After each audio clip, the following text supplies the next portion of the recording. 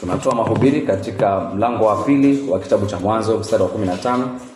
Lakini ili kuweka muktadha sahihi nitasoma kuanzia mstari wa 4 hadi wa 15.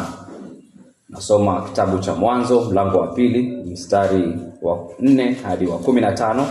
Nalo neno la Mungu linasema hivi: Hivi ndivyo vizazi vya mbingu na nchi zilivyoumbwa siku ile Bwana Mungu alipoziumba mbingu na nchi. Hapakuwa na mche wa kondeni bado, wala mboga ya kondeni haijachipuka bado, kwa maana Bwana Mungu hajanyeshea nchi mvua, wala hapana mtu wa kuilima ardhi. Maji yakapanda katika nchi, yakatia unyevu juu ya uso wote wa ardhi. Mstari wa 7, Bwana Mungu akamfanya mtu kwa mavumbi ya ardhi, akampulizia puani pumzi ya uhai, mtu akawa nafsi hai. Bwana Mungu akapanda bustani upande wa mashariki wa Edeni, akamweka ndani yake huyu mtu aliyemfanya. Bwana Mungu akaichipusha katika ardhi kila mti unaotamanika kwa macho na kufaa kwa kuliwa, na mti wa uzima katikati ya bustani, na mti wa ujuzi wa mema na mabaya. Mstari wa 10, ukatoka mto katika Edeni wa kutilia bustani maji, na kutokea hapo kawaganyika kuwa vichwa vinne. Jina la wa kwanza ni Pishoni, ndio unaozunguka nchi yote ya Havila, ambako kuna dhahabu, na dhahabu ya nchi ile ni njema. Huko kuna bedola na vito shohamu. Na jina la mto wa pili ni Gihoni, ndio unaozunguka nchi yote ya Kushi. Na jina la mto wa tatu ni Hidekeli, ndio unaopita mbele ya Ashuru. Na mto wa 4 ni Frati. Bwana Mungu akamtoa huyo mtu, akamweka katika bustani ya Edeni ailime na kuitunza. Hili ndilo neno la Mungu. Tumshukuru Mungu na tukane.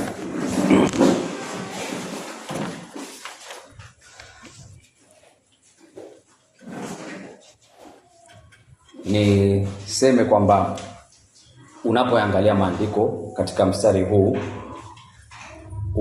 usimame kwanza ujikumbushe tulioangalia Jumapili iliyopita. Jumapili iliyopita tulisema kwamba maji yalikuwa ndio msingi wa ulimwengu ulio ndani ya mwanadamu, na maji pia tuliona ndio msingi wa ulimwengu ulio nje ya mwanadamu. Yalikuwa yanahimili uzima katika ule uumbaji wa kwanza. Pale mwanadamu alipoendelea katika utii, maji yalibaki kuwa mhimili wa uzima. Lakini pale mwanadamu alipoingia katika uasi, yale maji ambayo yalikuwa ndio mhimili wa uzima yanageuka, yanakuwa sio maji ya baraka tena, sio maji ya uzima tena, yanakuwa ni maji ya hukumu. Kwa hiyo tukaona kwamba kulikuwa na uhusiano wa karibu sana kati ya huyu wa mavumbini. Maana kumbuka pia lile jina mwanadamu katika lugha ya Kiebrania linamaanisha huyu wa mavumbini, Adam, kuonesha ukaribu baina ya huyu kiumbe na huu uumbaji, kiasi ya kwamba hukumu inapokuja, lile gharika inapokuja, sio kwamba gharika inamwathiri mwanadamu peke yake, lakini unaona kwamba gharika inaufuta ulimwengu mzima, dunia nzima inaingia, inakuwa chini ya maji, inaingia ndani ya hukumu. Hii leo tunampiga darubini tena huyu wa mavumbini, huyu Adamu. Lakini sasa tutaona kitu tofauti. Tutaona kwamba mwanadamu anapoumbwa hakuachwa ajitafutie mahali pa kukaa. Hakuachwa ajitafutie nini cha kufanya katika ulimwengu. Maandiko yanasema hivi: Bwana Mungu akamtoa huyo mtu, akamweka katika bustani ya Edeni ailime na kuitunza. Kwa hiyo hakuachwa aanze kufikiria mimi sasa sijui niishi Marekani, sijui niende niishi Saudi, sijui nikaishi Korea. Hapana, alichukuliwa akawekwa mahali maalum, yani katika mazingira maalum. Ninaposema maalum, lile jina maalum nataka kumaanisha hivi, ni kwamba ni mahali palipochaguliwa, sio kubahatisha, pameandaliwa. Kwa hiyo tuwe na picha akilini mwetu ya maandalizi hakika na sahihi ya Mungu, kwamba amemuumba, sio kisha baada ya kumuumba anaanza kufadhaika, sasa tumfanye nini huyu? Tumpeleke wapi? Atakula nini? Hapana. Alishaweka maandalizi ya kutosha. Kwa hiyo anamchukua mja wake, anamweka katika mazingira maalum. Katika yale mazingira maalum anapewa majukumu maalum. Haamki anaanza kusema sijui mimi niwe mwimbaji au pengine niwe anaambiwa hivi na maandiko, alime na kutunza. Lile neno kutunza katika lugha asili ya maandiko ya Agano la Kale ina maana pia ya ulinzi. Yaani kutunza na ulinzi. Sasa ameumbwa, amepewa mazingira, amepewa majukumu. Swali tujiulize ni kwa lengo gani? Kuna nia gani? Je, ameumbwa ili aupwe tu ama ni kwa madhumuni gani Mungu amefanya haya yote aliyofanya? Maandalizi na kisha kumweka katika eneo ambalo limetengezwa ambalo ni tofauti na ulimwengu unaolizunguka. Tunasoma hivi katika Mwanzo mlango wa 1 mstari wa 28. Mwanzo mlango wa 1 mstari wa 28. Mungu akawabarikia, Mungu akawaambia, zaeni mkaongezeke, mkaijaze nchi na kuimiliki, mkatawale samaki wa baharini na ndege wa angani na kila kiumbe chenye uhai kiendacho juu ya nchi. Kwa hiyo kazi ya Mungu katika kumweka huyu wa mavumbini katika bustani, kazi ya Mungu katika kumpa huyu wa mavumbini aliye katika bustani majukumu maalum ya kilimo na ulinzi yana lengo. Lengo lipo katika lile neno kuimiliki nchi. Biblia zetu za Kiswahili zinasema kuimiliki nchi, lakini sahihi sawa kabisa ya neno lile la Kiebrania ni kuitiisha nchi. Neno linalotumika pale ni neno la Kiebrania kabash, kuitiisha nchi. Kutiisha ni kufanya nini? Ni kuweka kitu chini ya miguu yako. Unakuwa na udhibiti juu ya kile kitu, unakuwa unakitawala kile kitu. Kwa hivyo unakitiisha, kwamba wewe ndiwe bwana wa kile kitu. Mfano, unapoingia hapa nje ya kanisa unapata kwamba kuna kichaka. Ukiambiwa ukitiishe kile kichaka, utakuwa kunafanya nini? Ni kwamba paonekane pale kuna mtu alikuja akafanya kazi. Yupo mtu anayefanya kazi hapa.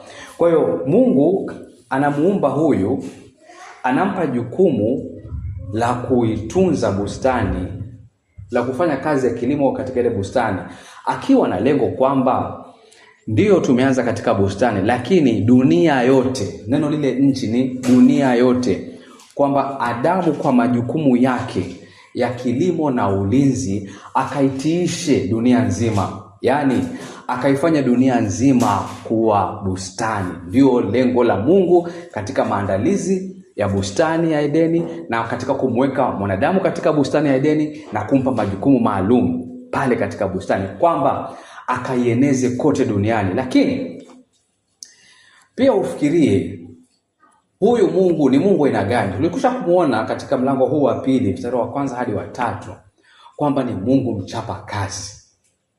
Amemweka yule mja wake pale akampa kazi.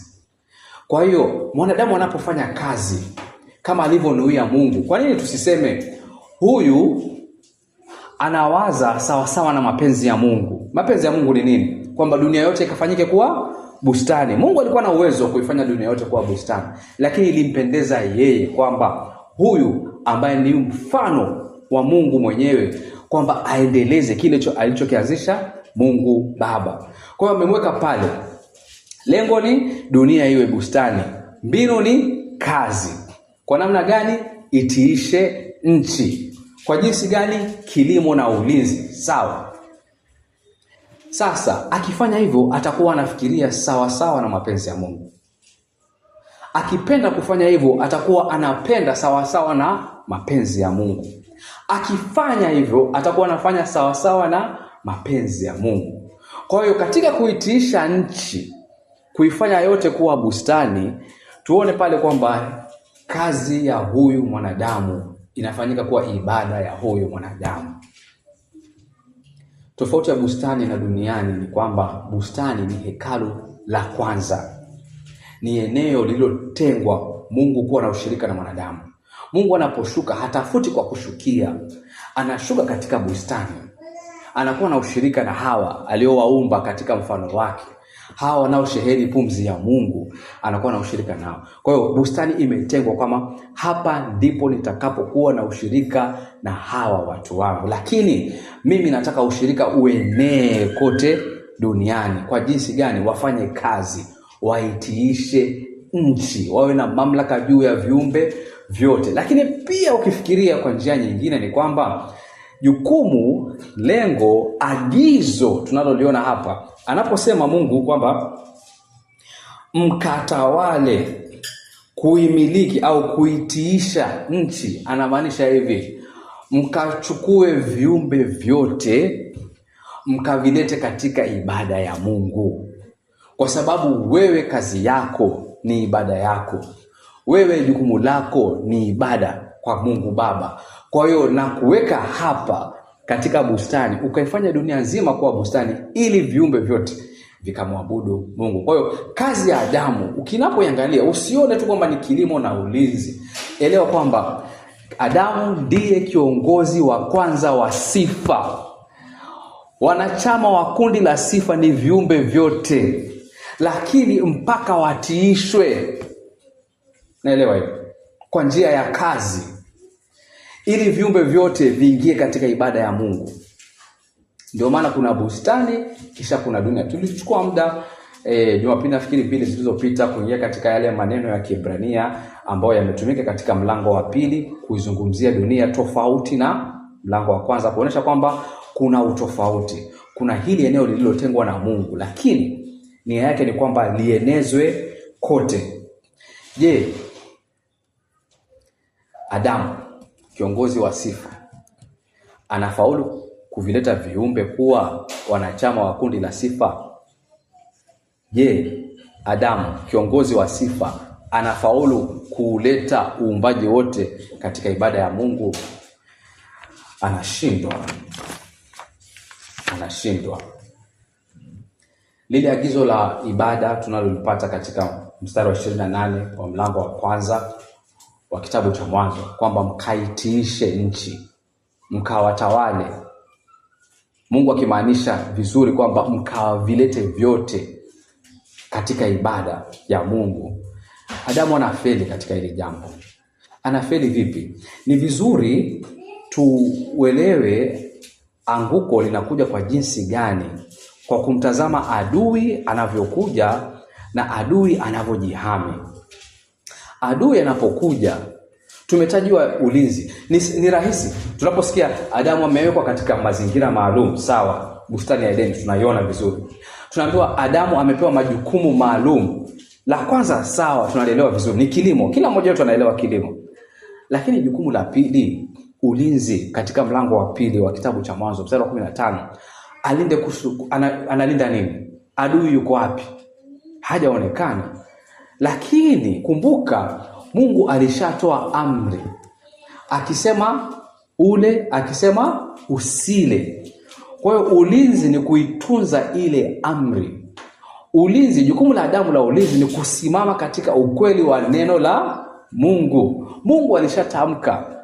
Kwa hiyo je, Adamu atadumisha ile amri ya Mungu? Ndio jukumu la ulinzi. Unaona, Adamu hakufeli kama mkulima. Alikuwa mkulima mzuri, nataka kuamini. Lakini inapokuja katika hili jambo la kulilinda neno la Mungu, kulitunza neno la Mungu, kusimama katika ukweli wa Mungu, je, ataweza?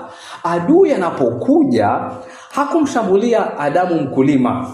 Hakufanya hivyo. Hakuleta ukame, hakuleta uhaba, hakuleta vitu vya kimwili. Silaha anazojihami nazo sio silaha za kimwili, kwa sababu lengo lake sio kuleta madhara ya kimwili. Anachokitaka adui, tumuelewe vizuri, huyu ibilisi anachokitaka ni kwamba anataka kumshawishi mwanadamu kubadilisha mawazo yake kumhusu Mungu wake.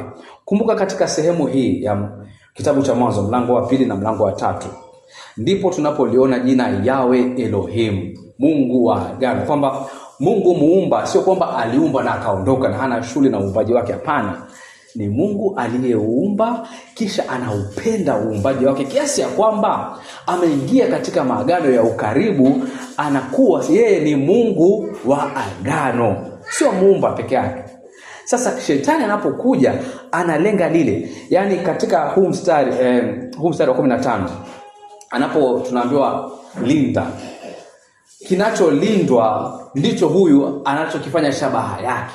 Huu uhusiano wa huyu Yawe Elohim na huyu wa mavumbini, huyu anayesheheni pumzi ya Mungu, huyu ambaye ni mboni ya jicho la Mungu, tumshambulie yeye. Tumshambulie kwa jinsi gani? Abadilishe ufahamu wake wa Mungu. Amuone Mungu kwamba kweli Mungu hanipendi. Mbona aliniambia nisile? Kweli Mungu amenificha. Akina Mazera wanasema amenificha white. Mungu amenificha. Mbona hajaniruhusu nile huu mti? Unaona? Kwa hakuja kwa mapanga. Na vipo vita ambavyo huyu adui anapigana tofauti. Unapoingia katika Ufunuo mlango wa 12 mstari wa 7 hadi wa 9, unamwona adui yule.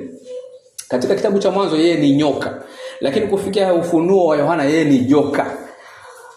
Wengine wanasema kwamba amekunywa damu ya kutosha ya watu wa Mungu kufikia kitabu cha Ufunuo. Tunasoma katika Ufunuo 12 mstari wa 7 hadi wa 9. Kulikuwa na vita mbinguni. Mikaeli na malaika wake wakapigana na lile joka. Lile joka nalo likapigana nao pamoja na malaika wake, lakini hawakushinda. Wala mahali pao hapakuonekana tena mbinguni. Lile joka kuu likatupwa, yule nyoka wa zamani aitwaye Ibilisi na Shetani, au danganyaye ulimwengu wote, akatupwa hata nchi, na malaika wake wakatupwa pamoja naye. Huyu tangu mwanzo silaha yake kuu ni uongo. Hakuja kwa upanga, alikuja kwa uongo. Basi alikuja kutangua mpango wa Mungu, au tuseme tukifikiria ule mstari wa 28 wa mlango wa kwanza, alikuja kutangua lile agizo la Mungu kwa huyu wa mavumbini. Mungu alikuwa ameagiza nini? Nenda ukaitiishe nchi, ukawatawale viumbe, ukawalete katika ibada kama jinsi wewe ulivyomwabudu wa Mungu, ukawalete na wale pia kuniabudu mimi. Ibilisi anapokuja anajua vizuri huyu amependwa na Mungu, huyu ndiye mboni ya jicho la Mungu, ni mdanganyi. Akishaingia box, simnasema hivyo kina Mazera, akishaingia box atamtukana Mungu, atamuasi Mungu. Akimuasi Mungu, kwa sababu Mungu ni Mungu na habadiliki, atamwangamiza huyo. Itabidi Mungu amwangamize huyu ambaye anampenda zaidi ya wote, kwa sababu Mungu lazima abaki kuwa Mungu. Hata kuuza dhambi, lazima aihukumu dhambi. Inambidi Mungu kufanya hivyo. Kwa hiyo shetani anakuja na lengo hilo. Ndio maana Yesu akifikiria jinsi alivyokuja adui katika bustani kutangua lile agizo la ibada, Yesu Kristo anasema katika Yohana 8:48, yeye alikuwa muuaji tangu mwanzo. Kwa muda mrefu sikumuelewa Yesu Kristo anamaanisha nini. Anamaanisha nini anaposema shetani ni muuaji? Mimi simuoni shetani akiua, lakini kwa ule uongo alikuja kuleta mauti kwa huyu ambaye ni kipenzi cha Mungu. Kwa uongo, silaha ya uongo ni mbadili mawazo, amuone Mungu kwamba kweli huwa anipendi. Kwa hiyo Mungu angenipenda, alafu dash na akafaulu. Yesu Kristo anasema kuhusu shetani, yeye alikuwa muuaji tangu mwanzo, wala hakusimama katika kweli, kwa kuwa hamna hiyo kweli ndani yake. Asemapo uongo, husema yaliyo yake mwenyewe, kwa sababu yeye ni muongo na baba wa muongo.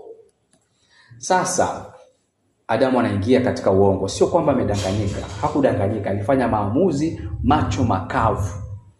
Paulo anasema katika wa kwanza Timotheo mlango wa 2 kuanzia mstari wa 7 kwamba huyu bwana hakudanganyika, aliingia macho makavu katika uongo wa shetani. Na kama vile lile swala la maji Jumapili iliyopita, kama vile uasi wa mwanadamu uleta gharika na gharika kafuta ulimwengu mzima, hapa pia tuelewe kwamba mauti yanapoingia yanamwathiri sio mwanadamu peke yake, lakini pia viumbe vyote ambavyo havikuhusika katika huu uasi. Lakini kwa sababu huyu alikuwa ndiye kiongozi wa sifa, kwa sababu huyu ndiye alikuwa kaimu mtawala, wa vyote hapa duniani. Anavyoenda yeye, lazima viumbe vyote pia vimfuate. Kwa anapoingia katika mauti, anaingia sio yeye peke yake, lakini anauingiza uumbaji wote ulio chini ya jua katika mauti.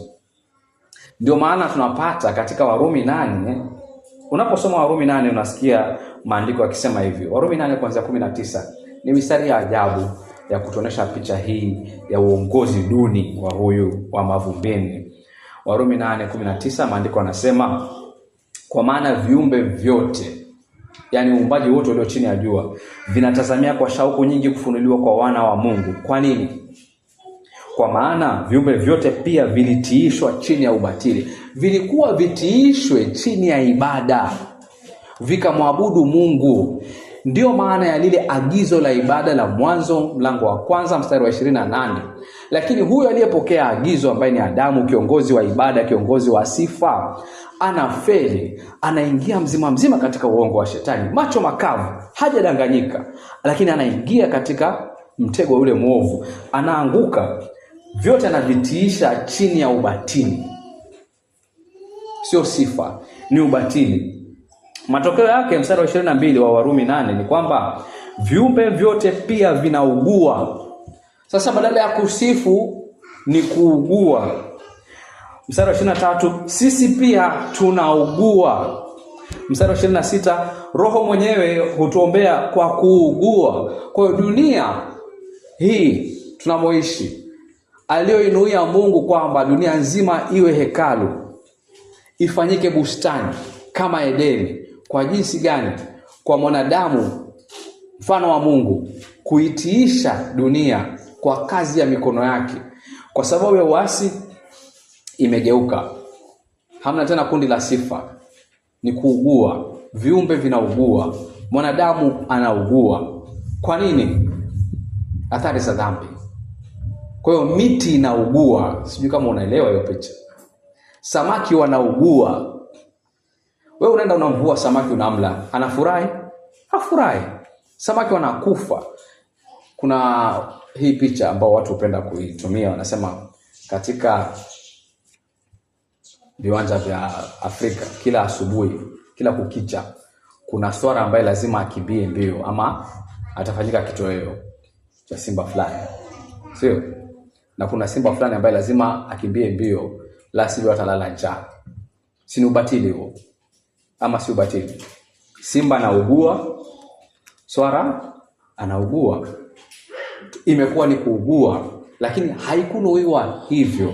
Ni kwamba Adamu wa kwanza anafeli katika majukumu maalum. Alifanywa maandalizi mazuri, akawekwa katika mazingira mazuri, akapewa kila kitu anachohitaji ili kutimiza agizo la ibada, akashindwa. Tufanye nini? Tumtazame Yesu Kristo.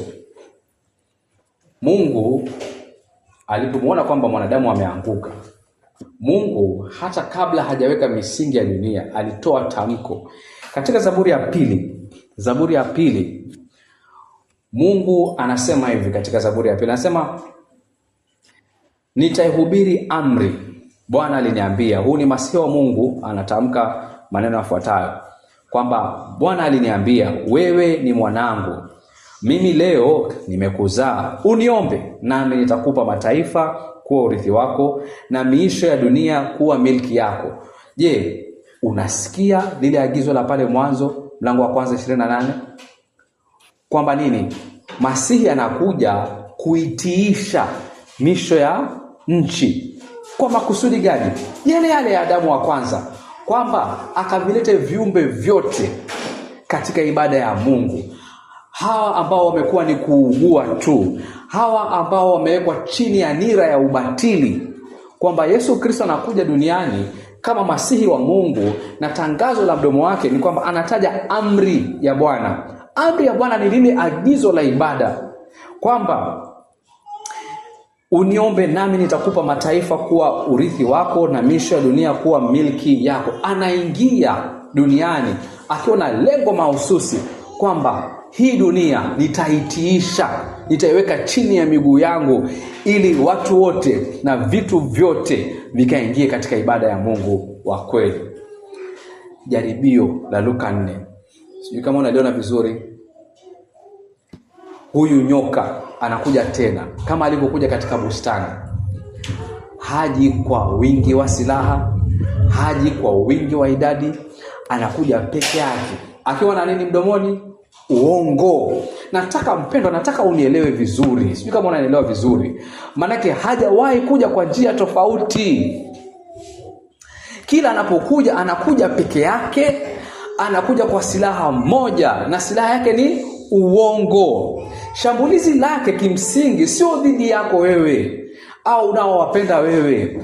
Anamshambulia Mungu muumba yote, Yawe Elohim. Anashindwa hata kulitamka lile jina Yawe Elohim, lakini anamshambulia yeye. Anajua akikuharibu wewe na Mungu amekupenda wewe, basi tamuuma sana Mungu. Kwa hiyo ni shambulizi dhidi ya Mungu. Kwa anakuja jangwani, anampata Yesu Kristo amefunga siku 40, ni dhaifu, ni mnyonge, ana njaa. Anamwambia, maandiko yanasema hivi, akampandisha juu, akamwonyesha milki zote za ulimwengu kwa dakika moja. Wow. Ibilisi akamwambia, sikiza uongo, nitakupa wewe enzi hii yote na fahari yake, kwa kuwa imo mikononi mwangu. Je, ni kweli kwamba imo mikononi mwake? Alipewa na nani? Alikabidhiwa na nani? Siku gani? Nami humpa yeyote kama nipendavyo. Unausikia uongo? Unausikia uongo? Basi wewe ukisujudu mbele yangu, kiini cha mambo yote ni ibada. Ndio maana tunasema lile agizo la pale mwanzo tuliite agizo la ibada, kwamba wewe zaeni mkaijaze nchi, mkaitiishe nchi, mkaimiliki nchi. Ni kwamba mkavilete vyote katika ibada. Shetani anajua hivyo. Adamu sijui kama alielewa vizuri lile agizo, lakini huyu analielewa vizuri. Ndio maana anamwambia Adamu wa pili, fanya hivi. Ina maana gani uteseke kuitii torati? Ina maana gani uteseke kwa kifo cha aibu msalabani? Wewe fanya hivi bwana. Piga magoti unisujudu mimi. Kisha mimi nitakupa hivi ambavyo umekuja kuvifuata. Tumekuja kutafuta, lakini niabudu mimi. Atakuwa ametangua ule mpango wa Mungu kwa mara ya pili. Je, anafaulu? Yesu Kristo anatumia silaha gani? Yesu Kristo pia hatumii silaha za kimwili. Anamwambia imeandikwa. Anasimama katika kweli wa neno la Mungu kama alivyopaswa kufanya yule Adamu wa kwanza. Simama katika ukweli wa neno la Mungu.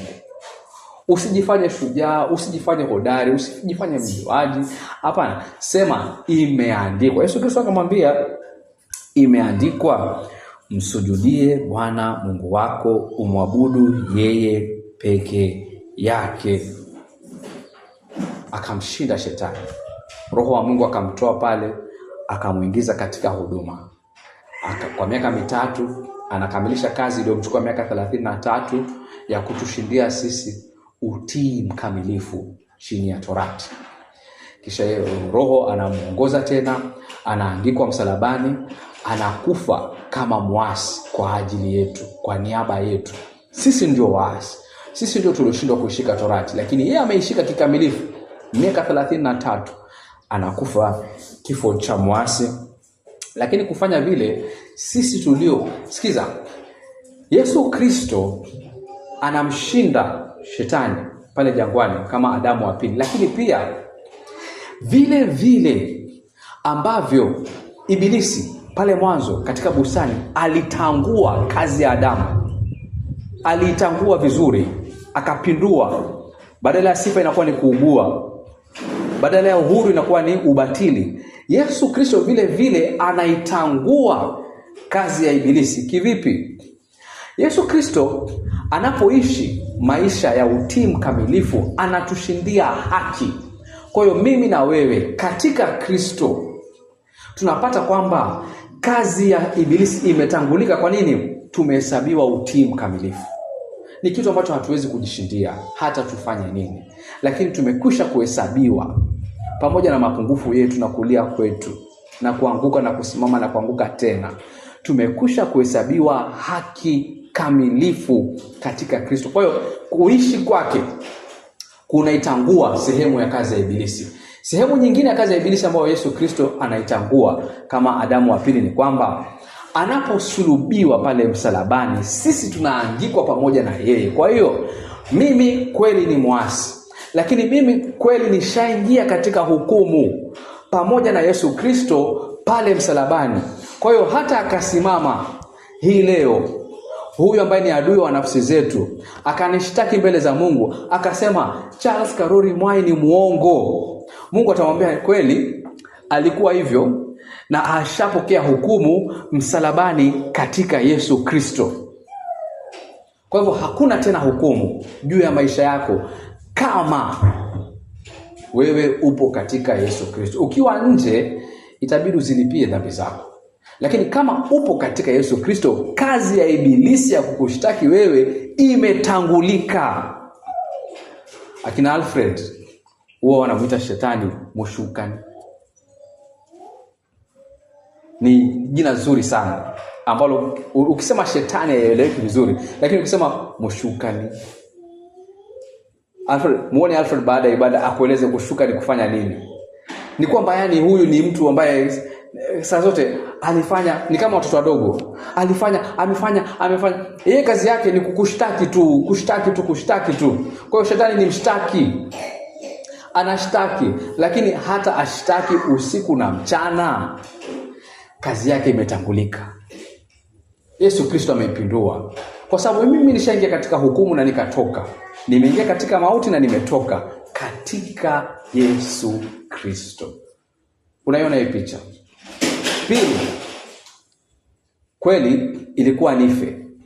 Mimi si ni wa mavumbini, na hukumu ilisema kwamba wewe ni wa mavumbini, utarudi mavumbini. Lakini katika ufufuo wake Yesu Kristo anavunja nguvu za kaburi. Ipo siku kila mmoja wetu atazikwa, ataingizwa chini futi 6. Lakini ahadi ni kwamba katika Yesu Kristo kaburi halina nguvu, lazima litafunguka. Kwa amri ya Yesu Kristo, parapanda itakapopigwa, kaburi lolote lile itabidi lifunguke, itabidi utoke. Yaani parapanda itakapopigwa, hata uwe umezikwa futi 50, itabidi utoke. Huu mwili huu utafufuliwa, utafanywa upya. Ni ahadi iliyoje kwamba kaburi limeshindwa. Huyu mshukani, huyu mshtaki ameshindwa. Hata nishtaki usiku na mchana, kazi yake imetanguliwa. Alitangua, ametanguliwa. Tumsifu Yesu Kristo. Sema amen.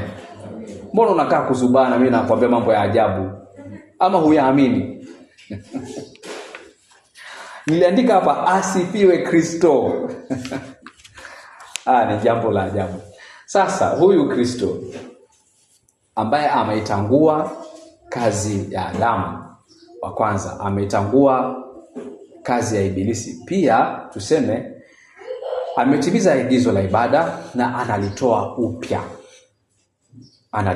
Anasema hivi katika Mathayo 28 mstari wa 18 hadi 20. Baada ya kwamba yeye ametimiza ile agizo la Mungu, anasema basi nendeni mkawafanye mataifa yote kuwa wanafunzi, mkiwabatiza kwa jina la Baba na Mwana na Roho Mtakatifu, na kuwafundisha kuyashika yote niliyowaamuru ninyi, na tazama mimi nipo pamoja nanyi siku zote hata ukamilifu wa dahari.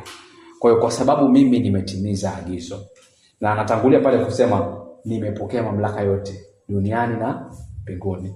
Yale ambayo shetani alijaribu kumtega kwa kutumia mamlaka, falme, hapana. Yeye sasa kwa sababu ametimiza agizo, amepokea mamlaka yote. Kwa hiyo akisimama katika yale mamlaka, akiwa sasa tayari amemaliza kazi, anatuambia sisi nendeni. Hii ieleweke hivi. Anaposema nendeni mkawafanya mataifa yote kuwa wanafunzi, ni kwamba nendeni mkaitiishe nchi, mkailete nchi, mkawalete wote wawe waabudu wa Mungu.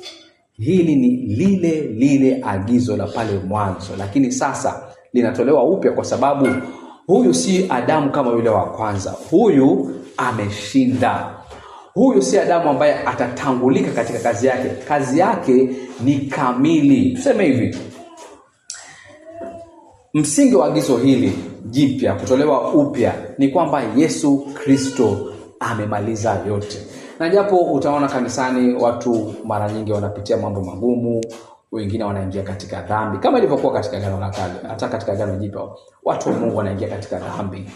Lakini ni wahimizi, niwatie moyo asubuhi ya leo kwa kuambia katika Kristo Yesu kazi imekamilika.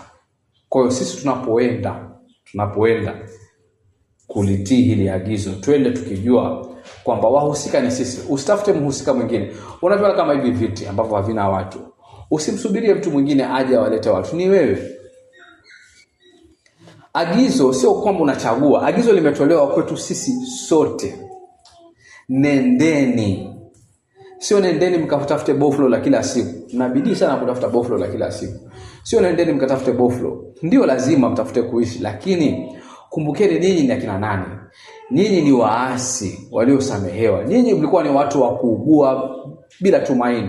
Lakini sasa katika Kristo Yesu mmeletwa tena na kufanywa kundi la sifa. Anasema hivi, tunasoma katika Waebrania mlango wa 2. Waebrania mlango wa 2, Kristo anafanyika kuwa kiongozi wa ibada na unamsikia akiongoza ibada mbinguni. Anasema hivi katika mstari wa 11, nisome. Maana yeye atakasaye na hao wanaotakaswa wote pia watoka kwa mmoja. Kwa ajili hii haoni haya, yani Yesu Kristo haoni haya kuwaita ndugu zake, kutuita sisi ndugu zake. Mstari wa 12 akisema, nitalihubiri jina lako kwa ndugu zangu, katikati ya kanisa nitakuimbia sifa. Ameshinda, ameingia katika ile nafasi ya Adamu wa kwanza, lakini kwa ukamilifu. Analiongoza kanisa lake katika kusifu. Anauongoza ulimwengu katika kuhubiri. Mhubiri wa kanisa, na huwa tunasema hivi na nataka muamini, mhubiri wa kanisa ni Yesu Kristo. Kiongozi wa sifa kanisani ni Yesu Kristo. Nimesema hivyo kwa mujibu wa Yesu Kristo mwenyewe katika Waebrania mlango wa 2, 11 hadi 14. Niwaulizeni, je, mtatii agizo la ibada? Je, ibada yako iko vipi? Je, wewe una uzoefu na huyu kiongozi wa ibada? Amekuongoza katika ibada. Umemwona Yesu Kristo kweli kama kiongozi wa ibada? Sikia tena Waebrania 2, 11 hadi 14. Maana yeye atakasaye na hao wanaotakaswa wote pia watoka kwa mmoja. Kwa ajili hii haoni haya kuwaita ndugu zake, akisema, nitalihubiri jina lako kwa ndugu zangu, katikati ya kanisa nitakuimbia sifa.